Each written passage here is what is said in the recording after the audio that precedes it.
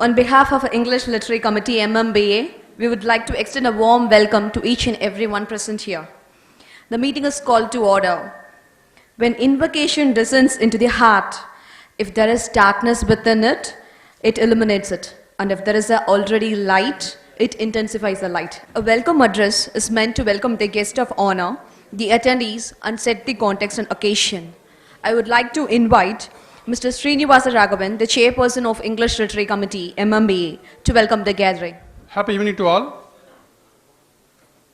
As you all know that this committee has been formed for the purpose of inspiring lawyers, more particularly youngsters, to know the utility and value of the language of English while we are practicing the law.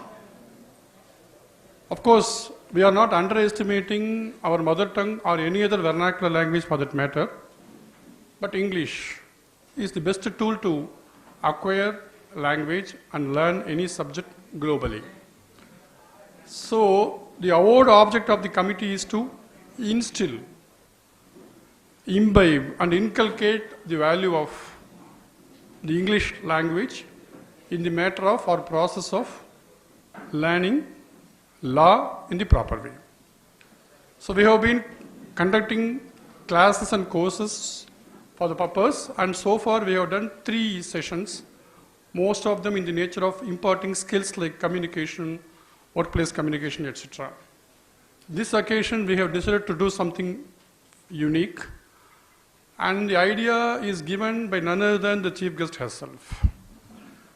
The school in which she is working, in which most of our children are studying, called Lakshmi school, they have a famous, what is called, even called a declamation, where they recite the poems written by a famous person, of course by heart, not by seeing the text.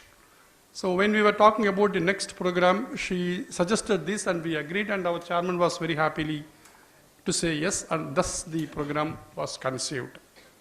So the first and foremost thing, I am here to welcome our President of MMBA, Madam Krishnaveni, for the support and the, what is called, the cooperation she has been extended. I welcome her. I welcome the General Secretary, Mr. Ilango, and the members of the committee, Mr. Ajay, Coordinator, Ms. Lakshmi Prasanna, who has been the master of the ceremony in all the important occasions, and Mr. Rajkumar, and the absentee members, Sibi Chakravarti and Mr. Ilangovan. And more importantly, I am here to welcome the participants here who have just said yes the moment I made a call to them. So I would just welcome each and every participant. I want to name them. Ms. Abisha Isaac George, you are welcome. And Mr. Mohabab Atif, you are welcome. Mr. Mayappan, you are welcome. Mr. Prem Ayature, you are most welcome. Mr. Parthiban, you are welcome. And Mr. Chidambaram, you are welcome. And Yarini, you are welcome. And Mr. Jaymohan, you are welcome. And the clap means a lot to me, and him also. And Ms. Preeta, a student of law, final year, you are welcome. And Ms. Florence, Becky, Catherine, a student of law, welcome. And there is one person who has not been named here, Mr. Arsh Ravikumar, advocate, you are also welcome. So I welcome all the participants who have come amidst your tight schedule, and hereby I also acknowledge the presence of Ms. Anandavalli, President of WAA, Ms. Shivashankari, Secretary of WAA, and other important members of the bar, Mr. Marana Kumar and others. If I omit anybody, please forgive me for my absent-mindedness. And more importantly, I am here to welcome Ms.S. Vidhya, the chief guest, and she has been a pillar of the Department of English in the Lakshmi School, known for her prowess in the knowledge of English. We are delighted to have Ms. Vidhya here as the evaluator as well as the chief guest. With this welcome address, I just invite and welcome one and all. Thank you. Thank you, sir, for your earnest welcome address. It's time to honor today's guest of honor. I would like to invite the President of MMBA, beloved Senior Advocate N. Krishnaveni, to honor today's guest, Ms. Vidhya, with a memento as a token of love.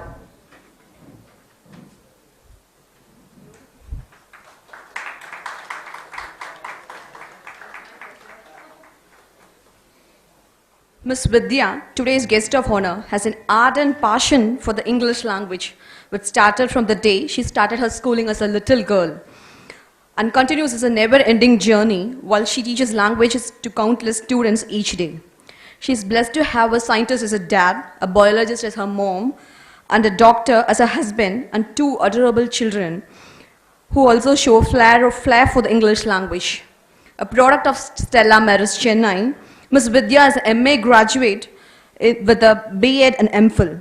She has a cumulative teaching experience of 14 years both in Abu Dhabi and in India. She is currently a senior faculty in Lakshmi School, Madurai. Apart from teaching, she takes great interest in training students for debates, declamation, oratorical contest, and dramatics. She is a prominent face in the skits and plays showcased by the Lakshmi School as a drama trainer and an actress. Her hobbies include writing, reading, and watching English movies. I would like to invite the chairperson of English Literary Committee, MMBA, Ms.S. to give a brief note about the theme of today's program, legal declamation. Again, I don't want to stand between you and the chief guest and the declamators. Many eyebrows would have been raised. Why declamation at this age and stage for us? Sorry for mentioning the age, especially the female members. And declamation, as you know, is nothing but a recitation of what has been already spoken and written by somebody else with the most powerful way in which you can do. It is not an oration or public speaking or what is called elocution where you speak your own content. Declamation is something different which you are going to recite what others have already written or spoke or something. This is the way in which we want to do the event, and we have picked up and chosen 10 plus 1 people, or 2 of them are aspiring law students who are already known for their diction and knowledge in English, I hope so. So the declamation, if it is properly used, it will help the advocates to improvise their skill both in and outside the court. This is the scope of the program. Rest you will see in person. Thank you. Now I request the chairperson of English Literary Committee, Mr. S. to take over the podium and handle this session.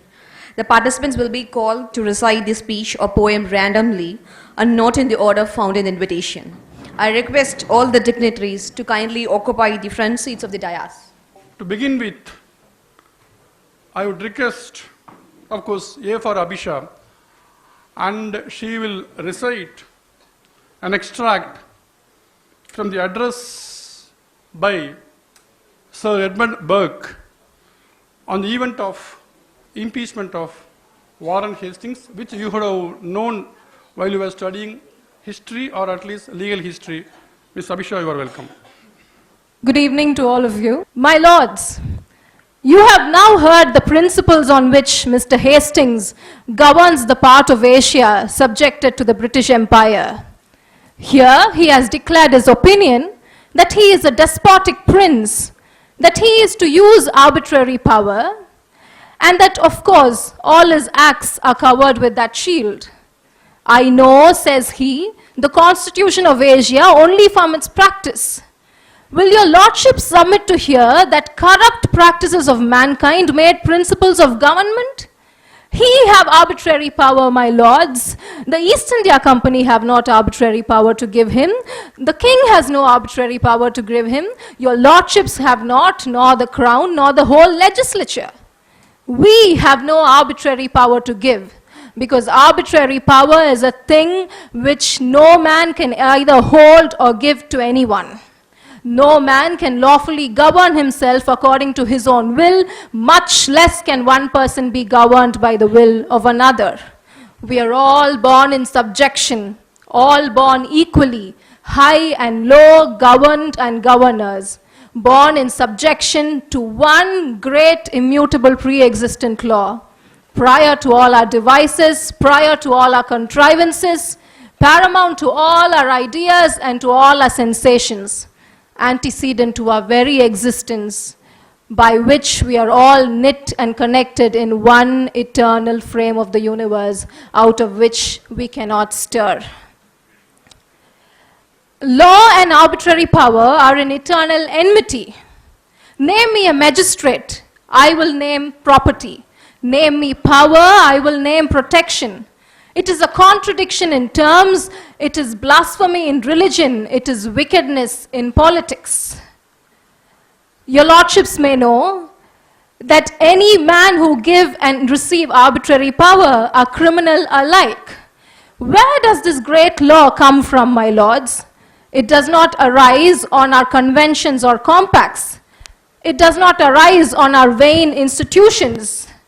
However, it arises from one divine power, out of which all eternal laws of justice come from.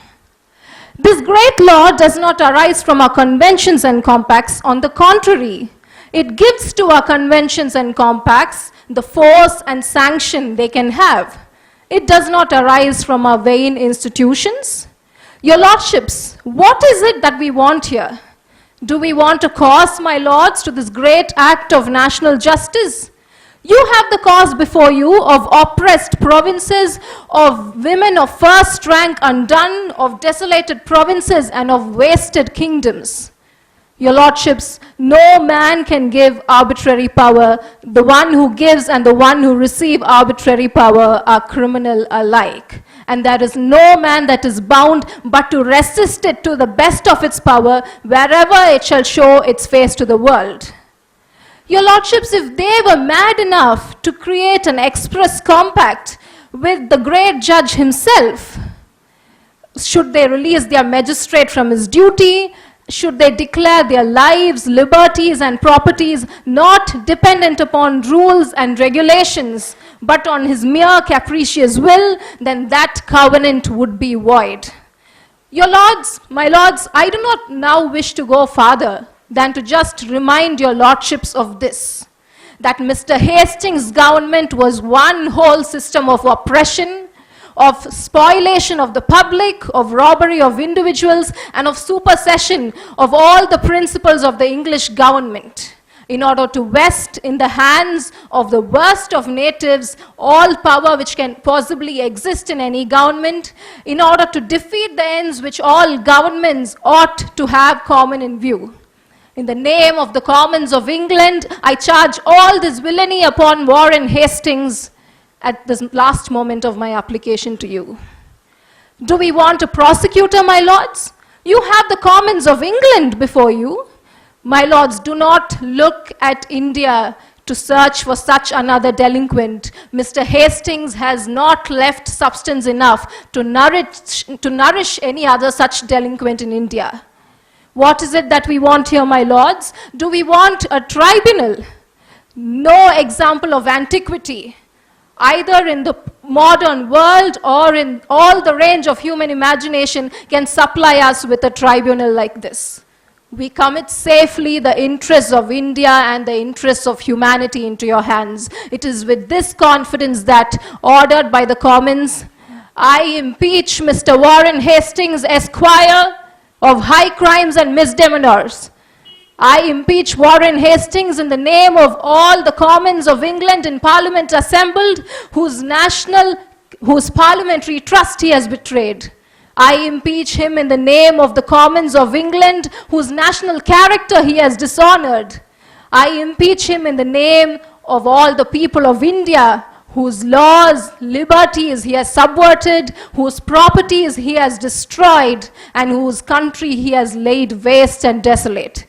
I impeach him by and in the name of all the eternal laws of justice which he has violated.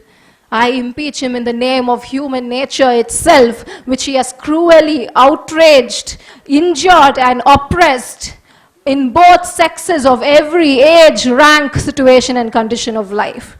My lords, at this awful close, in the presence of all the Commons and surrounded by them, I attest the retiring, I attest the advancing generations, between which, in the great link of eternal order we stand. We call this nation, we call the whole world to witness that the Commons have shrunk from no labor, that we have not been guilty of any prevarication, that we have made compromise with no crimes, that we have not feared any odium whatsoever in the long warfare that we have carried on with crimes, with vices, with exorbitant wealth, and with the enormous and overpowering influence of the Eastern corruption. My lords, we the Commons will share in every fate that your lordships will face. There is nothing sinister that will happen to you, in which the commons shall not all be involved, my lords.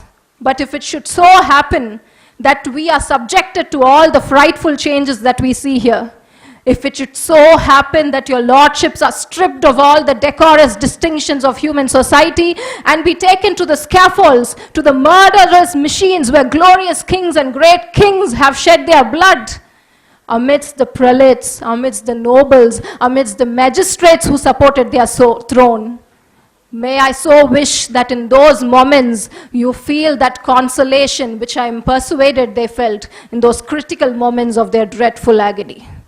My lords, if you must fall, may you so fall. And if you stand, stand, I trust you will. May you so stand with the great laws of this ancient monarchy. May you so stand with the ancient laws and liberties of this great and illustrious kingdom. May you stand as unimpeached in honor as in power. May you stand as a refuge to afflicted nations. May you stand long and long stand the terror of tyrants. And may you stand not as a substitute for virtue, but as a security for virtue, as an ornament for virtue, and may you stand as a sacred temple for the perpetual residence of inviolable justice. Congratulations, Abhishek, for an excellent job. May I now request Ms. Preeta, law student, to do her part. Good evening. My presence here is to recapitulate the intuitive speech about gender equality given by Emma Watson in 2014 at a event UNO Women's He for She campaign. I was appointed 6 months ago. The more I spoke about feminism, the more I realized that fighting for women's rights has too often become synonymous with man-hating. If there is one thing I know for certain, it is that this has to stop.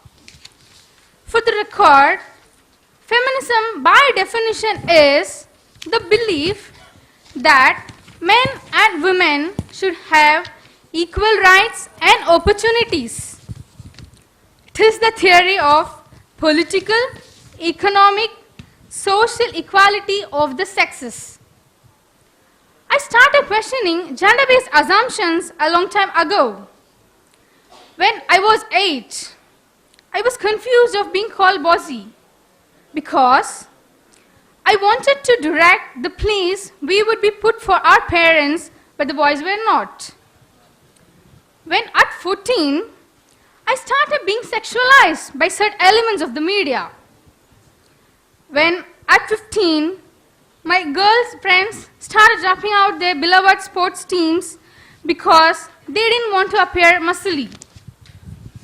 When at my 18, my male friends were unable to express their feelings. I decided I was a feminist, and this seemed uncomplicated to me. But my recent research has shown me that feminism has become an unpopular word. Women are choosing not to identify as feminist.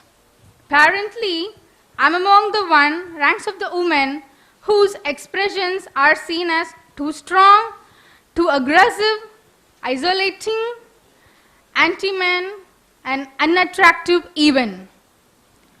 Why has the word become such an uncomfortable one?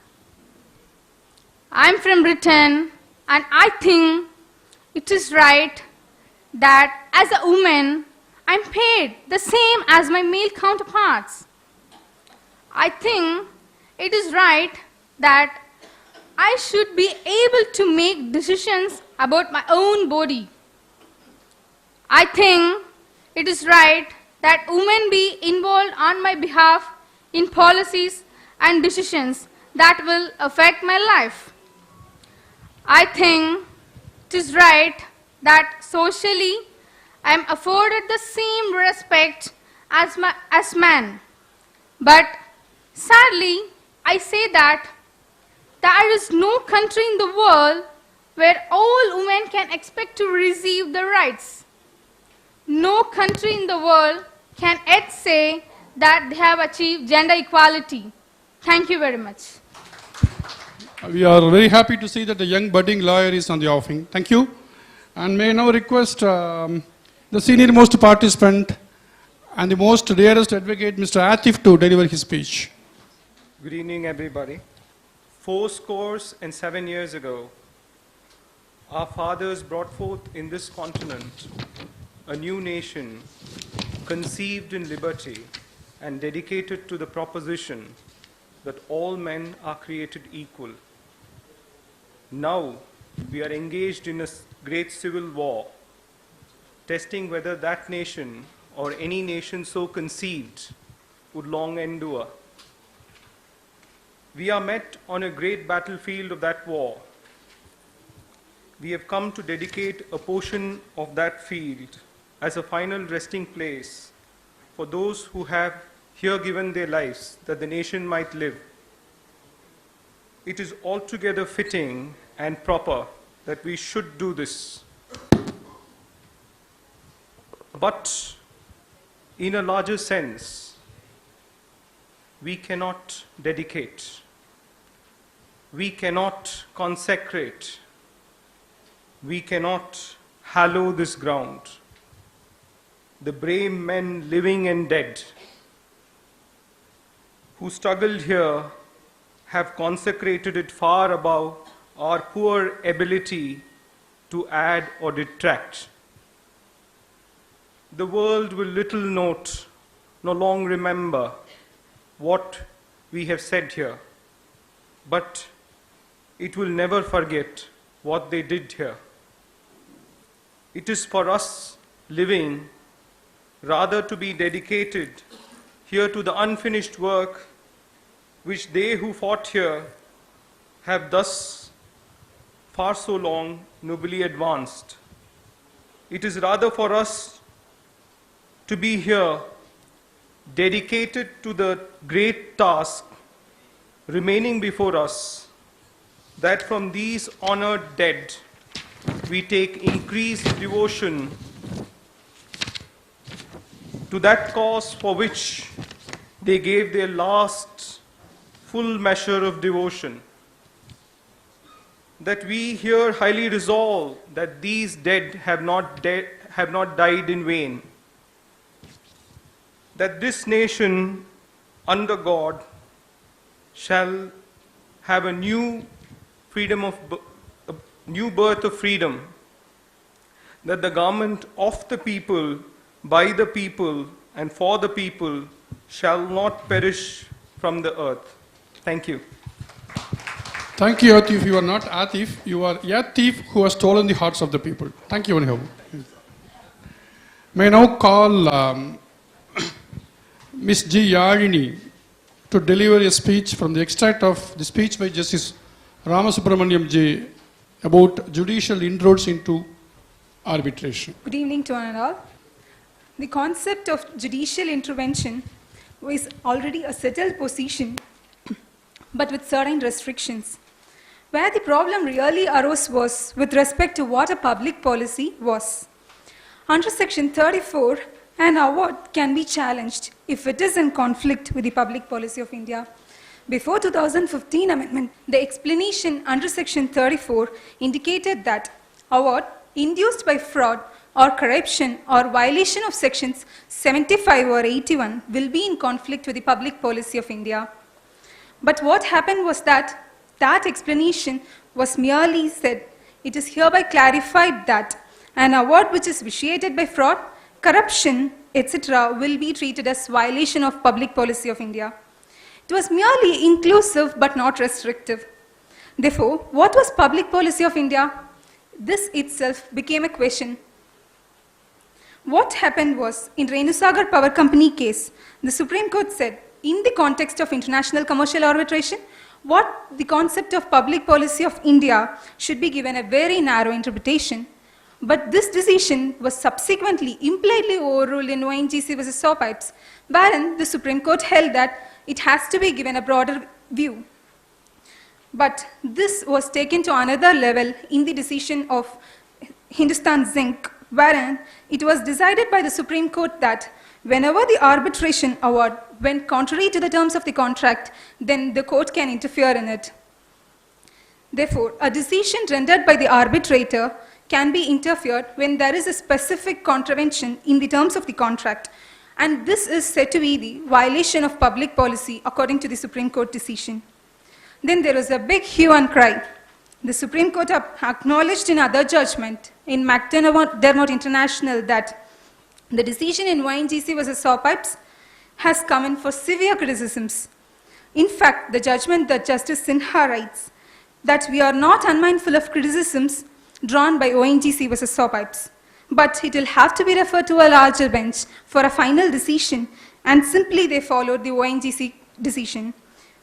This big hue and cry as to what public policy was, and should it be given a narrow interpretation or should it be given a broader view, that ultimately culminated in 2015 amendment. Therefore, in the 2015 amendment, it was laid down that the violation of public policy would be only if, the terms only if were incorporated in the 2015 amendment, and it said only if it is induced by fraud, corruption or violation of section 75 or 81, and then the next point would be of if it is in contravention of fundamental policy of India. What is fundamental policy of India? Nobody has any idea on that. And then it is on the basic concepts of morality and justice. When the morality and justice is contravened, then the public policy is affected. What is morality? What is justice? Nobody will have any idea about that, because everybody has got different interpretation on the same. If you are a liberal, you will have a different idea of what morality is. And if you are a conservative, your idea of morality will be completely different. So the next concept of what justice is, that will also be completely clueless. Each according to is to their own value system, is it not? And then it will be according to the value systems which we have inherited from our parents, that we later discarded when we entered into our college. Correct? A person was brought to court from jail. He was accused of heinous crimes. He was a notorious criminal. But since 90 days has gone, he was enlarged on statutory bail. Then he went out of the court and crossed the road. He was ran over by a bus. Then all TV channels rushed to the court complex and they interviewed people. 90% of the people said, "Sir, justice was done." I had a doubt whether the justice was done by the judge who delivered the judgment by releasing him on bail, or whether justice was done by the bus driver who ran over him.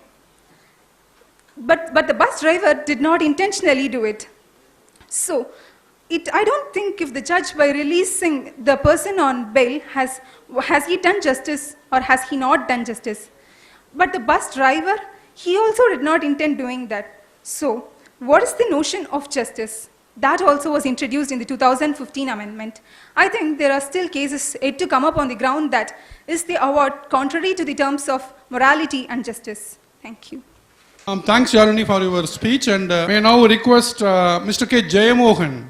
Jayamohan, young advocate who is a Kavingan in Tamil, will prove his prowess in English this time. Jayamohan, you are welcome. Very pleasant evening to one and all present here. Fellow citizens, pardon me. Allow me to ask, why am I called upon to speak here today? What have I, or those I represent, has to do with your national independence, or the great principles of political freedom and natural justice embodied in that Declaration of Independence extended to us? I say it with a sad sense of disparity between us. I am not included in the pale of glorious anniversary. Your high independence only reveals the immeasurable distance between us. The blessings in which you this day rejoice is not celebrated by me. The rich inheritance of justice, liberty, prosperity and independence bequeathed by your fathers is shared by you in common and not by me. The sunlight that brought light and healing to you has brought stripes and death to me. The 4th of July is yours, not mine. You may rejoice, I must mourn. To drag a man in fetters into the grand illuminated temple of liberty and call upon him to join you in your joyous anthems is inhuman mockery and sacrilegious inhumanity. Do you mean, citizens, to mock me by asking me to speak today? Fellow citizens, above your national tumultuous joy, I hear the mournful wail of millions. Standing there identified with the American bondman, making his wrongs mine, I do not hesitate to declare with all my soul that the character of this nation has never looked blacker to me than this 4th of July. Whether we turn to the declarations of the past or to the professions of the present, the conduct of the nation seems equally hideous and revolting. America is false to the past, false to the present, and solemnly binds herself to be false in the future. There is not a nation on the earth guilty of practices more shocking and bloody than the people of United States at this very hour.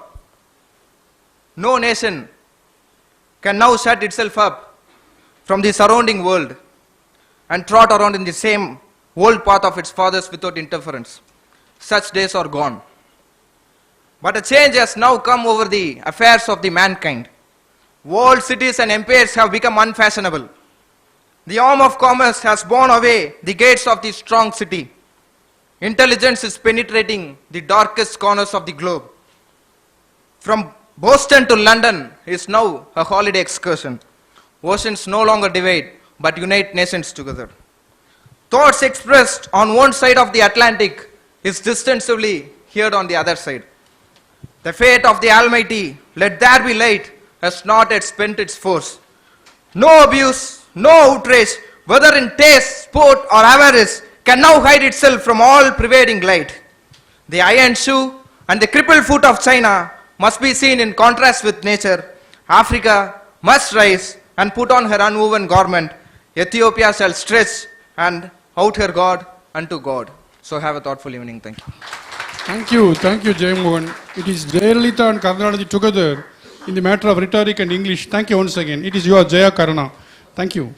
I may now request Mr. Chidambaram to recite a poem as a matter of declamation. Chidambaram is known for his what is called English. May I see this Chidambaram what he does? Okay. Thank you, sir. Madam President, our beloved chief guest, our respected senior, and all other my fellow colleagues. A very good evening to all present here. 6 humans trapped by happenstance in a bleak and bitter cold. Each pressed a stick of wood, or so the story is told. Their dying fire in need of log, the first man held his back. 4 of the faces round the fire, he noticed one was black. The next man, looking across the way, saw one not of his church and couldn't bring himself to give the fire his stick of birch. The third one sat in a tattered clothes. He gave his coat a hitch. Why should his log be put to use to warm a little rich? The rich man just sat back and thought of the wealth he had in store and how to keep what he had earned from the lazy, shiftless poor.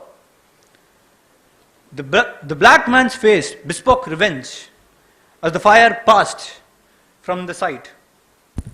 All he saw in a stick of wood was a chance to spite the white. The last man of the forlorn group did not accept in gain. Giving only to those who gave was how he played the game. Their logs held tight in death's still hands was a proof of human sin. They didn't die from the cold without, but they died from the cold within. It is one of the finest literature in the English poetries, which easily gives the meaning of discrimination to even a layman who reads the poem. I hope you all enjoy it. Cold Within by James Patrick Kinney. Thank you. Thank you, Manoj.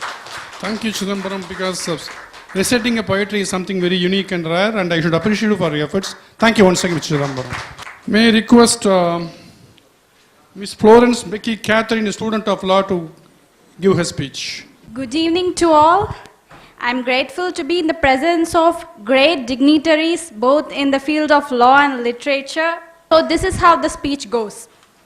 So, even though we face the difficulties of today and tomorrow, and I have a dream. It is a dream deeply rooted in the American dream. I have a dream that one day this nation will rise up and live out to the true meaning of its creed. We hold these truths to be self-evident, that all men are created equal. I have a dream that one day on the red hills of Georgia, the sons of former slaves and the sons of the former slave owners will be able to sit together at the table of brotherhood. I have a dream that one day, even the state of Mississippi, a state sweltering with the heat of injustice, a state sweltering with the heat of oppression, will be transformed into an oasis of justice and freedom. I have a dream that little children will one day live in a nation where they are not judged by the color of the skin, but by the content of their character. I have a dream that one day down in Alabama, with its vicious races, with its governor, with his lips dripping with the words interposition and nullification, right down there in Alabama, little black boys and little black girls will be able to join hands with little white boys and little white girls as brothers and sisters. I have a dream today that one day every valley shall be exalted, every hill and mountain made low, rough places plain, and every crooked path shall be made straight, and the glory of the Lord shall be revealed, and all flesh shall see it together. I have a dream today. This is our hope. This is the faith that I go back to the south with. With this faith, we will be able to hew out of the mountain of despair a stone of hope. With this faith, we will be able to transform the jangling discords of a nation into a beautiful symphony of brotherhood. With this faith, we will be able to work together, pray together, to struggle together, to go to jail together, to stand up for freedom together, knowing that we will be free at last. Free at last, free at last. Thank God Almighty, we are free at last. Thank you. Thank you, Catherine, for the vociferous yet powerful and meaningful rendition. Congratulations for your good future. And may I request Mr. Prem Ayaturi to deliver an extract of your dissenting judgment in your case law of US. Good evening. Experience should teach us to be most on our guard to protect liberty when the government's purposes are beneficent. Men born to freedom are naturally allowed to repel invasion of their liberty by evil-minded rulers. The greatest dangers to liberty lurk in the insidious encroachment by men of zeal, well-meaning, but without understanding. Here, the evidence obtained by crime was obtained at the government's expense, by its officers, while acting on its behalf. The officers who committed these crimes are the same officers who were charged with the enforcement of the Prohibition Act. The crimes of these officers were committed for the purpose of securing evidence with which to obtain an indictment and to secure a conviction. The evidence so obtained constitutes the warp and woof of the government's case. There is literally no other evidence of guilt on part of some of the defendants except that illegally obtained by these officers. When these unlawful acts were committed, they were crimes only of the officers individually. The government was innocent in legal contemplation, for no federal officer is authorized to commit a crime on its behalf. When the government, having full knowledge, sought through the Department of Justice to avail itself of the fruits of these acts in order to accomplish its own ends. It assumed moral responsibility for the officer's crimes. And if this court should permit the government, by means of its officers' crimes, to effect its purpose of punishing the defendants, there would seem to be present all elements of a ratification. If so, the government itself would become a lawbreaker. Will this court, by sustaining the judgment below, sanction such conduct on part of the executive? The governing principle has long been settled. It is that a court will not redress a wrong when he who invokes its aid has unclean hands. The maxim of unclean hands comes from the courts of equity, but the principle prevails also in the courts of law. Its common application is in civil action between private parties, where the government is the actor.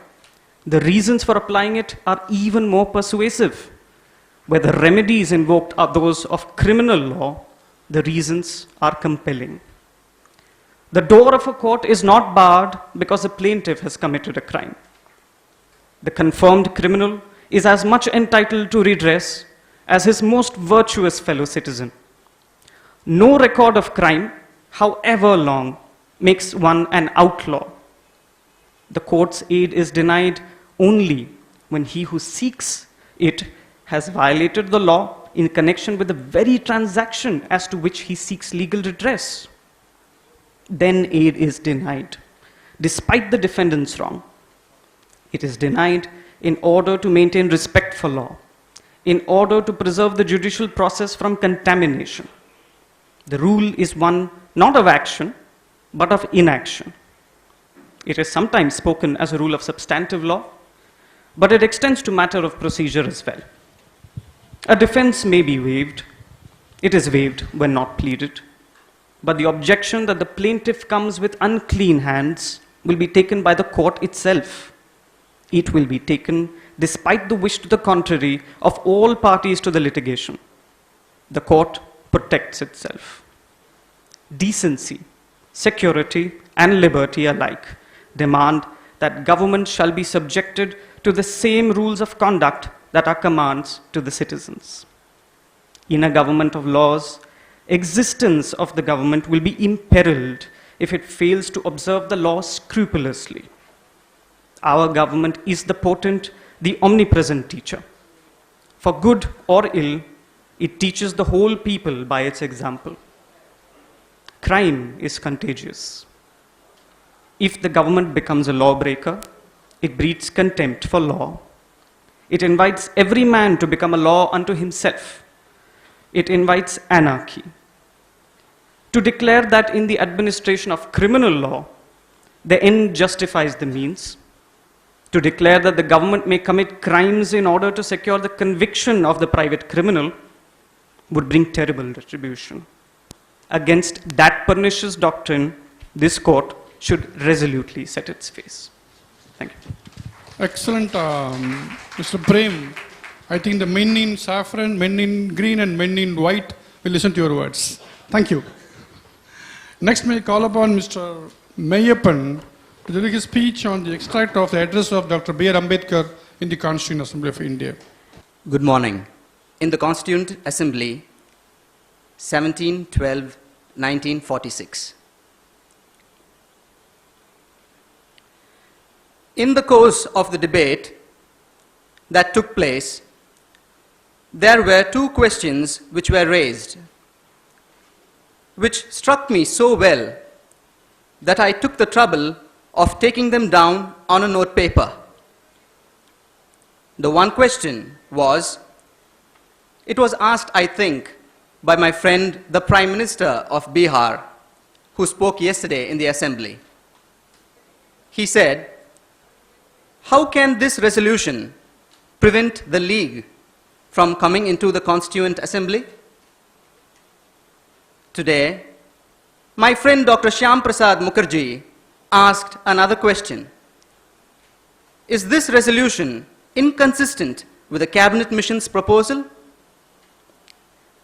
Sir, I think that they were very important questions, and as they are ought to be answered, and answered categorically. I do maintain that this resolution, whether it is intended to bring about the result or not, whether it is a result of cold calculation or whether it is a mere matter of accident, is bound to have the result of keeping the Muslim League out. And I'll substantiate what I said. Sir, I invite your attention to paragraph 3 in the resolution, which I think is very significant and very important. Paragraph 3 envisages the future constitution of India. I do not know what is the intention of the mover of the resolution, but I take it that it is a sort, after this resolution is passed, it will act as a sort of directive to the Constituent Assembly to frame the Constitution in terms of paragraph 3 of the resolution. What does paragraph 3 speak of? Paragraph 3 says that in this country there shall be 2 different sets of polity. One at the bottom, the autonomous provinces or the states, or such other areas as they may care to join the United India.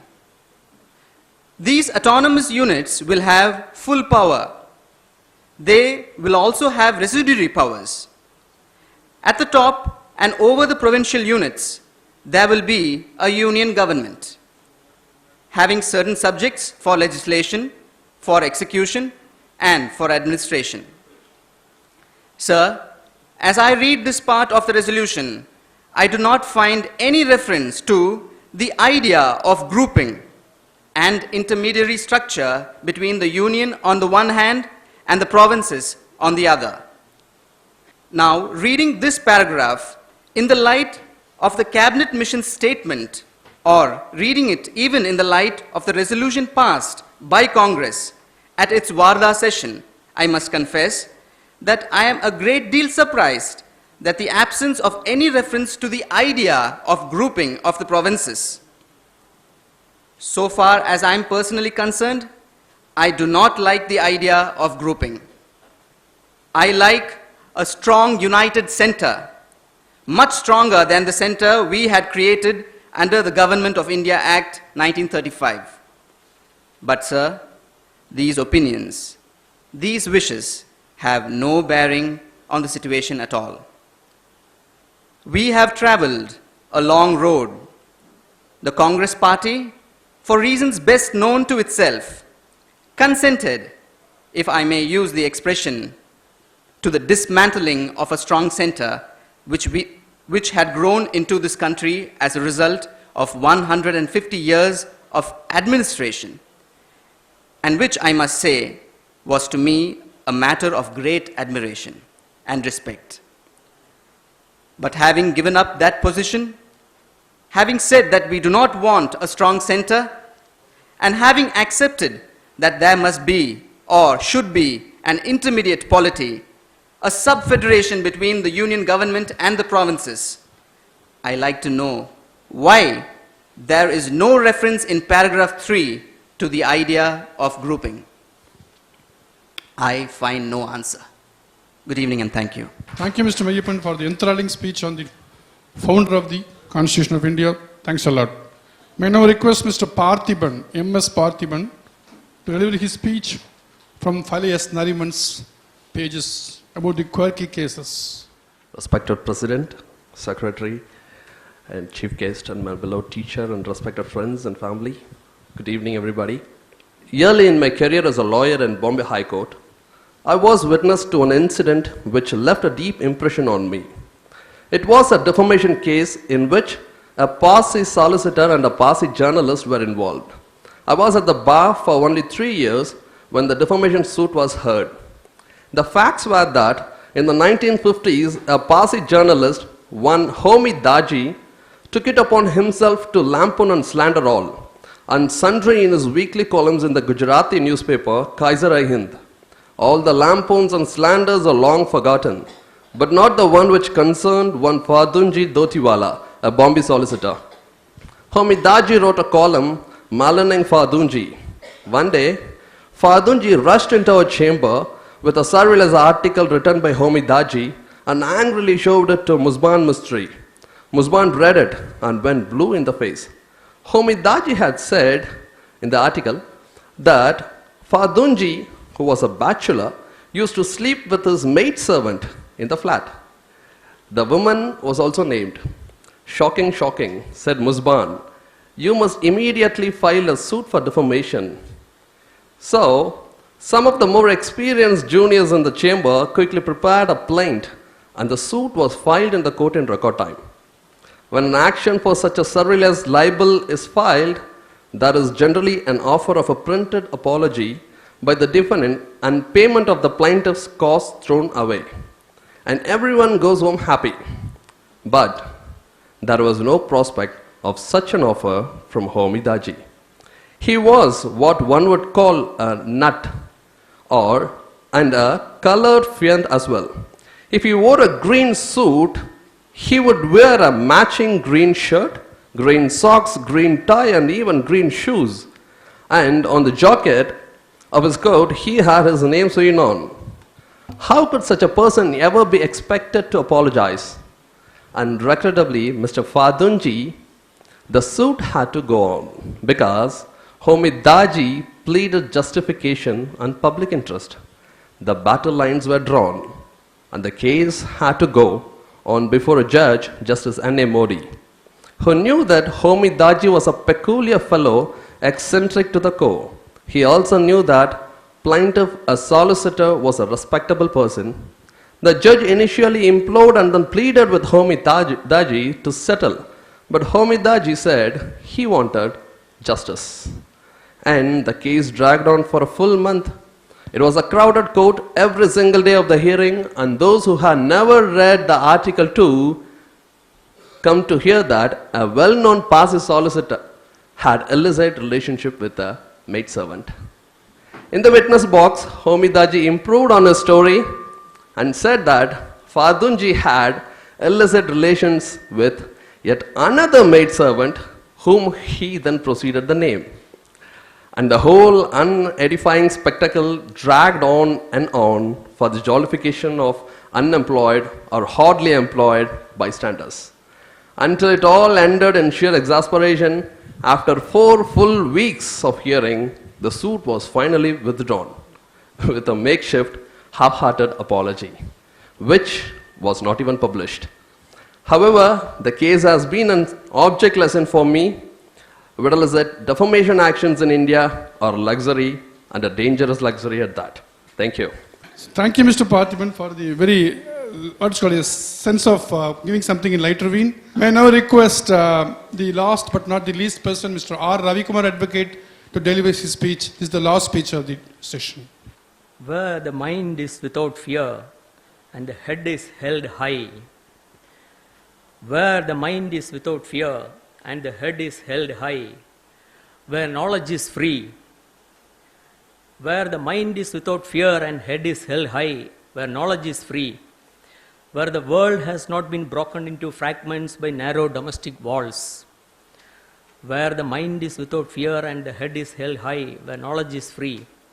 Where the world has not been broken into fragments by narrow domestic walls. Where words come out from the depth of truth. Where words come out from the depth of truth. Where tireless striving stretches its arms towards perfection. Where tireless striving stretches its arms towards perfection. Where the clear stream of reason has not lost its way into the dreary desert sand of dead habit. Where the clear stream of reason has not lost its way into the dreary desert sand of dead habit. Where the mind is led forward by thee. Where the mind is led forward by thee, into ever-widening thought and action, into that heaven of freedom, my Father, let my country awake. Into ever-widening thought and action, into that heaven of freedom, my Father, let my country awake. Thank you. Thank you, Mr. Ravikumar. And Lakshmi, please, an announcement. I thank all the participants for the performance, and I would like to invite the chairperson of English Literary Committee, Ms.S. Srinivasaraghavan, to make a surprise announcement. My dear friends, before going for the evaluation or something, you can just bear 4 minutes. Just witness a speech which will make you to develop goosebumps. I'm sorry, but I don't want to be an emperor. That's not my business. I don't want to rule or conquer anyone. I should like to help everyone if possible. Jew, Gentile, black man, white. We all want to help one another. Human beings are like that. We want to live by each other's happiness, not by each other's misery. We don't want to hate and despise one another. In this world there's room for everyone, and the good earth is rich and can provide for everyone. The way of life can be free and beautiful, but we have lost the way. Greed has poisoned men's souls, has barricaded the world with hate, has goose-stepped us into misery and bloodshed. We have developed speed, but we have shut ourselves in. Machinery that gives abundance has left us in want. Our knowledge has made us cynical, our cleverness hard and unkind. We think too much and feel too little. More than machinery, we need humanity. More than cleverness, we need kindness and gentleness. Without these qualities, life will be violent, and all will be lost. The aeroplane and the radio have brought us closer together. The very nature of these inventions cries out for the goodness in men, cries out for universal brotherhood, for the unity of us all. Even now, my voice is reaching millions throughout the world, millions of despairing men, women, and children, victims of a system that makes men torture and imprison innocent people. To those who can hear me, I say, the misery that is now upon us is but the passing of greed, the bitterness of men who fear the way of human progress. The hate of men will pass and dictators die, and the power they took from the people will return to the people. And so long as men die, liberty will never perish. Soldiers, don't give yourselves to brutes, men who despise you, enslave you, who regiment your lives, tell you what to do, what to think, and what to feel, who drill you, diet you, treat you like cattle, use you as cannon fodder. Don't give yourselves to these unnatural men with machine minds and machine hearts. You are not machines, you are not cattle, you are men. You have the love of humanity in your hearts. You don't hate, only the unloved hate, the unloved and the unnatural. Soldiers, don't fight for slavery, fight for liberty. In the 17th chapter of St. Luke it is written, the kingdom of God is within man, not one man nor a group of men, but in all men, in you. You, the people, have the power to create machines, the power to create happiness. You, the people, have the power to make this life free and beautiful, to make this life a wonderful adventure. Then in the name of democracy, let us use that power. Let us all unite. Let us fight for a new world, a decent world, that will give men a chance to work, that will give youth a future and old age a security. By the promise of these things, brutes have risen to power, but they lie. They do not fulfill that promise. They never will. Dictators free themselves, but they enslave the people. Now let us fight to fulfill that promise.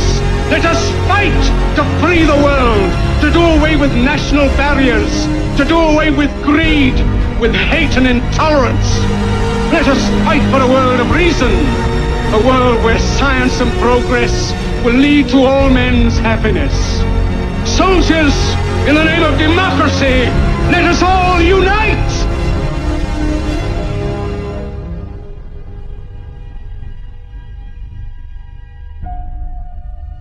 Thank you, the audience, for the patience hearing. You must know that this is not a serious actor. He was a comedian, Charlie Chaplin, who used to act very comedically, and this movie was about Hitler. A barber replaces Hitler. When the Hitler was in exile, he was asked to give a speech to see that the German soldiers are runtamak, but fortunately enough, the man who in the clad of Hitler was able to give a beautiful lecture. This is an example of how a public speaking should be. Okay? Now the session of the declamation is over. May I request the chief guest and ma'am and Ajay and General Secretary to come to the dais, please. The roots of all goodness lies in the soil of appreciation. I wanted to thank you all for your participation. The energy and interest shown in this session was extraordinary. We were blown by your enthusiastic participation, and I thank every single of you for your participation and time. May I request the guest of honor to evaluate the address. Good evening, everybody. First and foremost, let me thank you all for inviting me as a chief guest. It's an absolute pleasure to be here. And I not only enjoyed the evening, but I was amazed at the quality of work and the amount of efforts that you've all put in. And it really overwhelms me, your professionalism of approach, your enthusiasm, and your love for the language. You know, it's very heartwarming, genuinely heartwarming, that the MMBA has an English Literary Committee, and you guys organize such beautiful English events every now and then. As a teacher of English, it fills my heart and soul with joy and vigor. Now let's come to the topic, which is declamation. Like many of you have already observed, declamation is nothing but the re-giving of a famous speech. So the speaker is recreating the original text, but he's reproducing the power afresh, the magic afresh. So declamation, if you look at the historical background, it has its roots in Rome. And ancient Rome had declamation as the mainstay of the Roman education system. It was a genre of the rhetoric. And declamation was divided into the controversia and the caesoria. So controversia, it dealt with the cases of defense and prosecution, which is done in courtroom sessions. And caesoria is used when, there is a lot of convincing to be done for a legendary or historical figure to do a course of action. In olden days, the practitioners of declamation were only people who worked in the clergy, who worked in the legislature, and who worked for law. But later on, after the 19th century, the concept of declamation got diversified, and it extended to theatrical and reformist venues. And today, I don't think there's any theatrical presentation or a reformist sermon without an element of declamation in it. Now coming to the relationship between law and declamation. I think I told you before that the early practitioners of declamation belong to the field of law. So it's you guys who actually started the practice of declamation, because it was the ancient Roman lawyers who started it. The relationship between law and declamation is of astounding importance. The quality of declamatory language is such that it is an integral instrument of courtroom sessions. For example, a lawyer with a good competency, the knowledge of law and the subject, if he is able to express well, use the right articulation, intonation, diction, gesture, body language, expression, feeling and emotion, he can win any case. So, declamation is of paramount importance in the field of law, which is why the English Literary Committee organized a declamation event today, right? Because declamation is actually a dramatic piece of oration. And when you master it, you definitely become winners. Now coming to the event that I witnessed today, let me tell you, I was simply stupefied by the performance of all the participants. Each one of you who took part today has much to be proud of. So please give a loud round of applause to all the participants. The kind of potential you displayed was amazing. You have done a lot of hard work. So I can see a lot of potential among you. Really, this was an amazing performance. Then I've been asked to evaluate. So when I evaluate a performance, I need to evaluate based on certain criteria.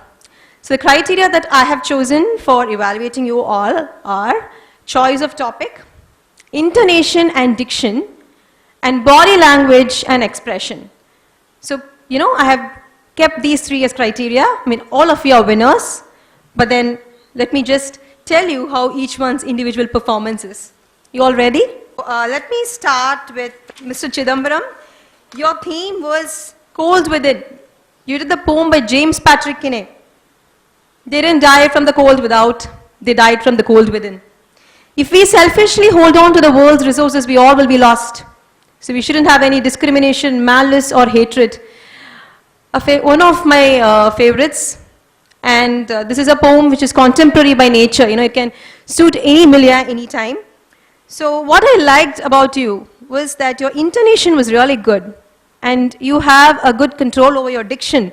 Like you knew where to pause, you knew where to look up. So I think that was basically your strength. Then we come to Becky Catherine. Okay, Martin Luther's "I Have a Dream." You know, this is probably one of the most popular declamation speeches. You can hear it anywhere, any school, any college you go to. I think this is a favorite among the children. Again, you had very good intonation and diction. So you knew where to emphasize, you knew where to look strong. You also knew where to let the kindness get into your eyes. So that was really great about you. Mr. Prem, yes, you have a spontaneous flair for the language. I think you had impeccable pronunciation, almost flawless. A tip, you could use more body language and more expression, okay? Otherwise it was great, and it was a law-related declamation. So I think it was very relevant to the theme today, legal declamation. Abhisha, sorry. There was something very, very exclusive about you.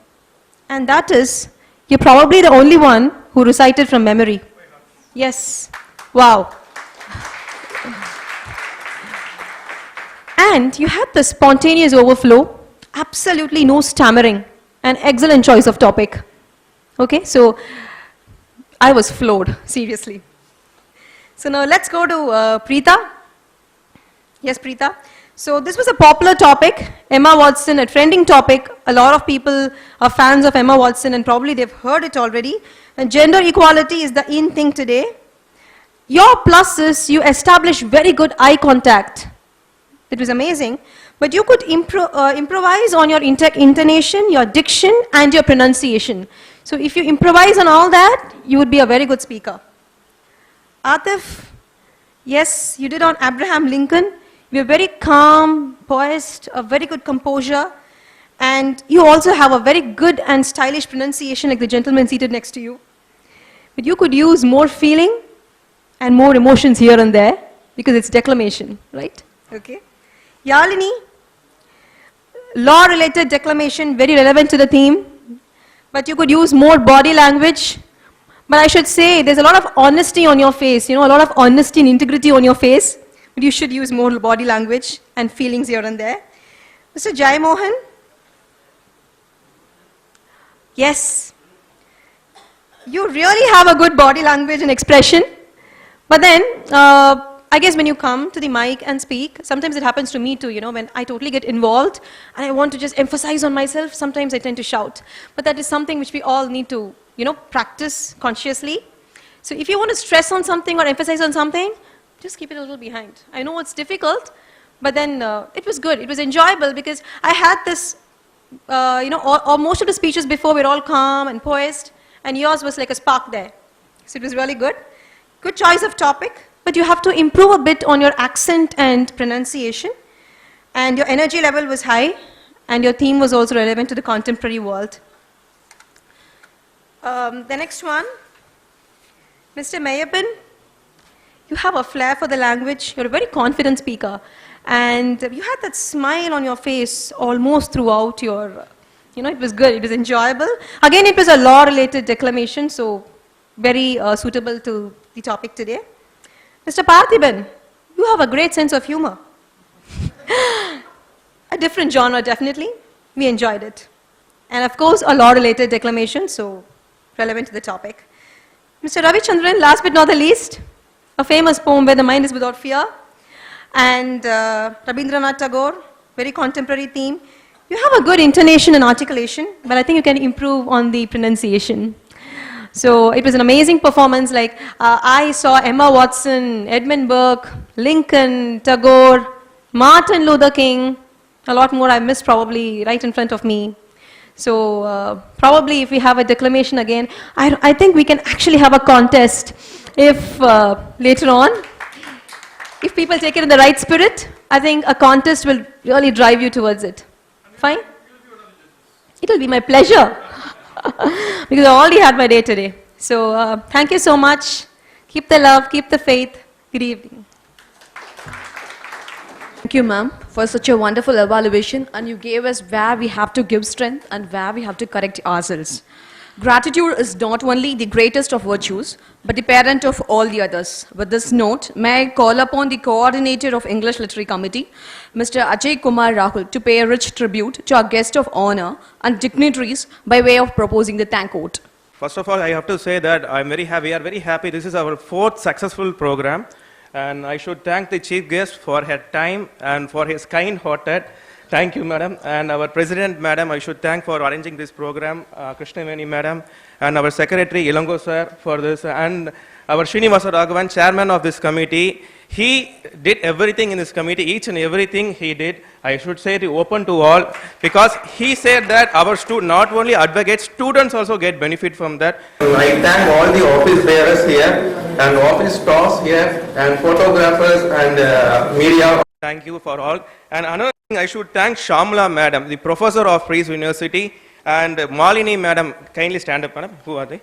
Because we doesn't have this opportunity while we're doing the law. In this stage, she is taking you to the court is a big thing. And we tell you, madam, anytime, any program, you can take your students in MMBA. Thank you for all. Thank you. Also thank WAA President Anandavalli madam and Secretary. Thank you. Thank you. And last but not the least, I want to thank you all for coming. Without your continued support, we would never be able to venture into events like these. So thanks for coming. Thank you all. Before that, we should give a big applause to Lakshmi Prasanna.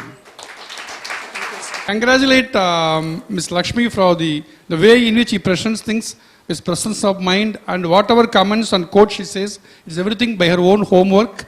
And once again, please give a big hand to her. Thank you so much.